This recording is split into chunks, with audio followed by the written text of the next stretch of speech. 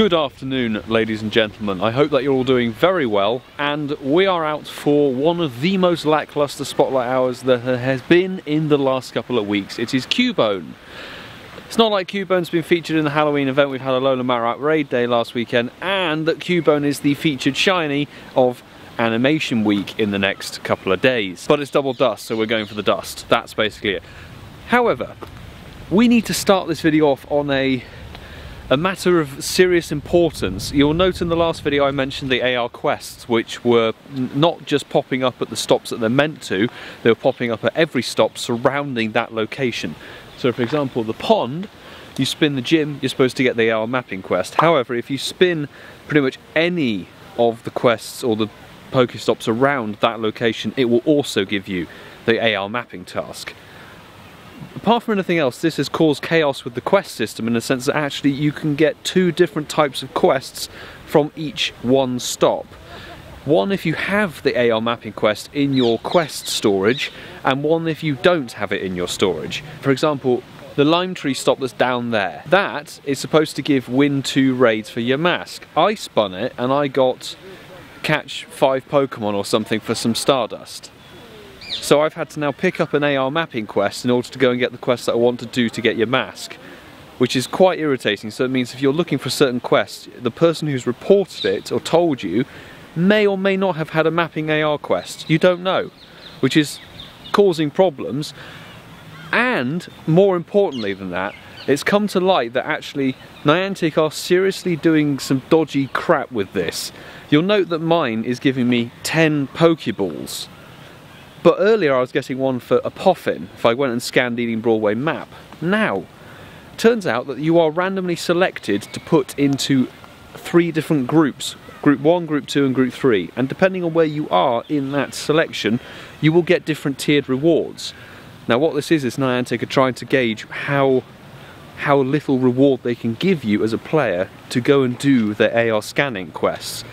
And apparently they need these AR scanning quests done for their map, their Pokestop submission or all kinds of things. So they want you to do that work, but they're trying to force you into free labour. So having read a lot of Reddit threads and Reddit posts and stuff all over the place, I highly encourage you as a player, do not do these AR mapping quests because they are causing chaos with the quest system. They are forcing you to do something which realistically is totally time consuming and wasteful, and the rewards are basically a lottery if you're a good player or a not so lucky player. That's kind of it really. Avoid the AR mapping quests at all costs, people. Don't bloody do them because you don't want to. For Niantic could force this into, you know, the level up from level 41 and onwards to level 50. They could make you go and do AR mapping quests, which is not on. It's not good ethics, actually. Not good ethics for business. Anyway, doggo with the lead that's very long. Go running. Now, if you I'll go back. Yeah, and go there. Well, I'll keep it going. I'll get rid of the send 3 gifts because I'm not overly worried about that. So we'll go back and now check the stop again. However, what I would like to say is that I had an almighty morning today. I finally got my Yamask. Finally, 420 encounters over the course of 2 years, just randomly drifted before taking Lisa to work, get the Yamask, and then I was gotchaing while I was editing the PoGoMiloUK raid day video, and we gotchaed a second. So 2 in one day within 8 encounters. So we'll definitely complete that shiny family tonight. We are back at the stop that we once spun, which gave us catch 5 Pokemon for 500 dust or 100 dust or something. We're going to spin it now, get rid of the Team Rocket Grunt, and win 2 raids. So a Pokestop could have 2 different quests stacked on it, depending on if you have an AR scanning quest in your inventory, which I think is just causing chaos, extremely irritating for a lot of players, and also it then becomes like a total lottery. If I'm gotchaing and spinning stops as I'm driving, I happen to pick up an AR mapping quest, I could miss Spiritomb and Yamask tasks, I could miss Litwick tasks that were a thing, it's now sadly Marwile. It throws your whole gameplay into chaos. So Niantic, please stop. Please stop pushing these AR mapping quests. Please be transparent and say what the hell you're actually wanting to do, and then if you are transparent, people might actually partake. But at the moment it just seems like you're giving random rewards to people based on random, Wheel of Lottery kind of job for free labour, which that's not what the game's about for me, or for a lot of people, I think. I have to find a lamppost to actually stand underneath, and also I hope that you can see that I'm in focus. I've noticed in the last couple of videos, because it's been so dark while we've been playing Pokemon Go, a lot of level ups. In fact, I might have gone ultra friends with a couple of you there. Oops, 12 revives, what a load of rubbish. Is it going to be a shiny? A no shiny, like... This is why I don't do Darkrai raids, honestly, people. Because I haven't had a good one out of maybe the 30-35 raids I've done, on and off raiding. I haven't done any gameplay pretty much for the last 2 days. And then it's always a bad Darkrai that's not shiny. I mean, even the shiny I got on the live stream was a bad Darkrai. And I CBA. Right, I'm going to catch this off camera and wait for Spotlight Hour to begin. Cubone Spotlight Hour is about to kick off very, very soon. We have our star piece down, or 2 or 3 star pieces actually, because sending them off a little bit early. And the incense is also down. Just waiting for the spawns to tick over, really. There is no other purpose, unless you don't have the shiny of this Pokemon, of Cubone, to actually do this Spotlight Hour. So except for Double Dust. I was about to get onto that. The Double Dust is the only reason that A, we 3 are here, B, that we're actually catching, and C, that we've used items during this time. 6. So it's gone 6 o'clock. We'll just check the 4 or 5 that will be here, and then I'm just going to quick catch everything, honestly, and then we'll come back and see what happens, to be honest, at the end of Spotlight Hour. I know it's not very entertaining for people watching, but it's all I can frankly be bothered to do, because it's Cubone, and I have multiple shinies of it already. Mine's not... Oh, there we go, finally. Mine finally switched over. We'll see if we can get a green one, because why not? Let's check it. 3 or one of them turned into Duskull. 5 and 6. We've got one off Incense, which usually is the good one. 7 and 8 checks and nothing. Duskull? No. A load of nothing. Right, the Stardust grind begins now. Let's catch a load of Cubone. Well, not a total shinyless Spotlight Hour, which is nice. So it is a nice shiny, but not really what I'm looking for. We'll check and see. We did have Sunny Boost earlier, and then of course in Niantic's Infinite Wisdom they turn it off for Spotlight Hour, where it's actually going to be useful for the featured Pokemon. But we've been catching now for about 26 minutes. Shiny number 1 is neither good for PvP or whatever. I don't think even Marowak's that useful in PvP, but that's alright. Cubone encounter, I will get the number for it. That, I'm afraid, is the end of Spotlight Hour. I know that I hardly do any checks on camera. I do the first cluster and then see if we get any shinies. And honestly, in most circumstances, that's because I'm just walking around clicking. And certainly now it's too dark to really have the camera out. You literally would see nothing but an out of focus sort of dark outdoors. We ended up just getting the 1 shiny, which again, like, cool, I got it on the Spotlight Hour. I'm happy I got one on the Spotlight Hour. I can say I got one, but I'm not really overly fussed because I have them. I have them at the Family Evolved already and all that jazz. So let me know in the comments if you had a successful Cubone Spotlight Hour, and how did you do on the Dust Grind? Because incidentally, we started on about 240,000, so we grinded a good 80,000, 90,000 Stardust out tonight, which I'm very happy with. So all the catches and stuff did do very nicely, which means I can max something on tomorrow's live stream, which is excellent. So I'll obviously continue gotchaing tonight. I wanted to round out this video because for us here in the UK, the Halloween event is going to end at 3 AM tomorrow morning, which it seriously boggles my mind that of all things they decide the Halloween event, yeah, let's just have it start at some random time all around the world at the same time. Makes no sense to me. I don't understand why it couldn't have just been 1 PM PDT as normal, or if they just said, hey, it's a a local time job. I don't know why it has to differ with different events. They're very strange with that sort of thing. Because the Halloween event's about to end, we'll do a little tot-up of our shinies from this event, and also we can evolve and finish off our shiny family for your mask, which I came into this event, in fact I came into today, Tuesday, and had no shiny, and I was really worried I wasn't going to get one. Really genuinely worried I wasn't going to get one, because of course this probably won't be spawning in the wild post Halloween event. Well, it's not in quest, you can't hatch it, do the hatch and egg task anymore to get it. That is now something else, something rubbish I think. 420 encounters. Let's send it over to the creepy coffin Pokemon.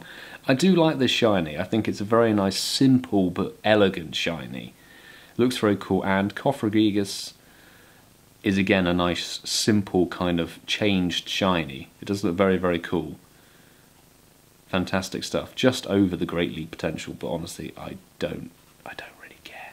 Since we're here, let's have a little tot-up, shall we? We'll obviously go all the way back to the very beginning. Looking here, we actually managed to get 9 shiny Drifloon on that day, which was cool. Again, don't need to see any more, ever again in the game. And we obviously got our second ever shiny Duskull, which I've evolved all the way, which you can check out on the Duskull Spotlight Hour video if you so wish. But finally getting that one after over a year, which is fantastic. And then we had a crazy Monday where, after my morning run, hatched a shiny Lickitung from a random 5k egg, so that's really spooky.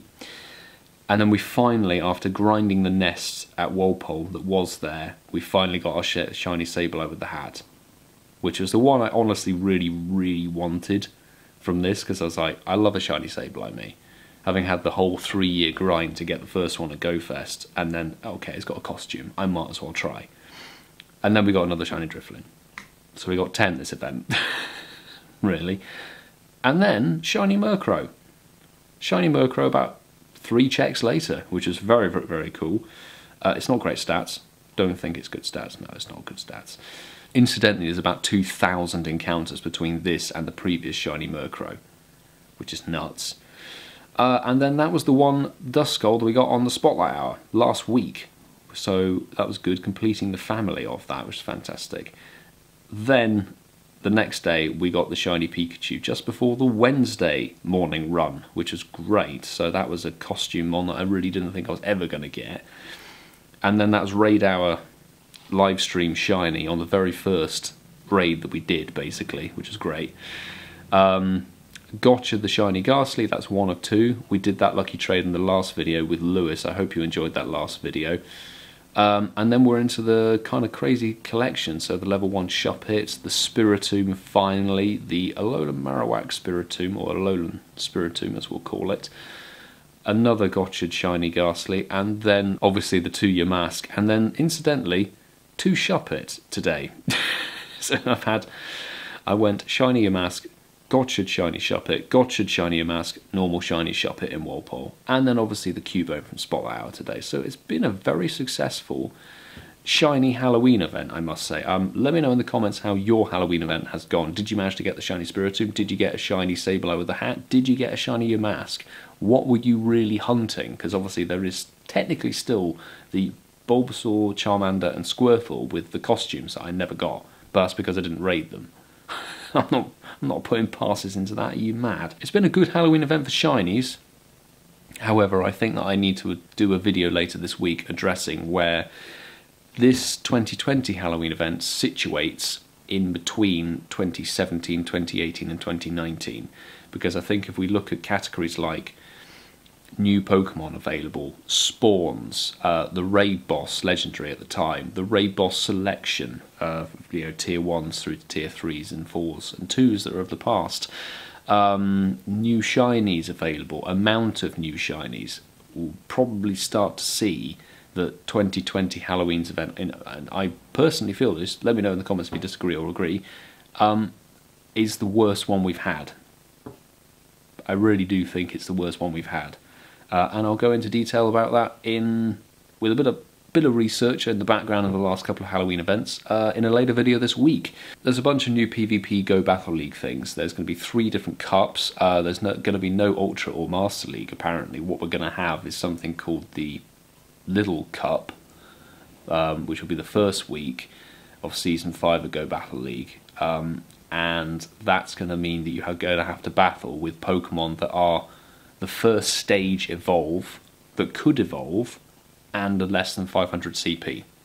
So that's an entirely new meta that if you want to go hardcore for it, you might have to spend some Stardust, which for 1 week of a Go Battle League thing where basically you don't really do anything or don't get very good rewards, nah. I'm not spending any dust on 500 CP Pokemon, thank you very much. I might just go with like whatever's at that level hatched or caught and test it out. After that is the Kanto Cup, which is obviously as it sounds in the title. That's basically Gen 1 Pokemon only that are sub 1500 CP. So that's a new cup. And then after that is a bit of a weird one. The 3rd week of Season 5 is going to be new Pokemon only. And it basically means that you can only battle with Pokemon that you've caught since the 9th of November of 2020. So that's like, you have to roll with whatever the hell you've bothered catching that's under 1500 CP. So again, if you choose to go hardcore for that, you're going to have to start a completely fresh team. If you don't bother, like me, I'm not going to bother, just let it fly by, personally. Obviously we've got Raid Hour, which this video may go up before or not, the live stream, and then we've got Lugia. Lugia's coming back, which could be good fun. So on Saturday I'm going to do some raids, and obviously Raid Hour next week for that. So that about brings everything up to speed. I want to say thank you very much for watching, everybody. Please do make sure to subscribe if you are new with the notifications on, so you know when I'm going live and when I upload. That's very important. And of course throw a like on the video if you enjoyed this. Looking forward to another live stream. I think it will be good fun. Anyway, I will see you all in the next video. Take care, everybody.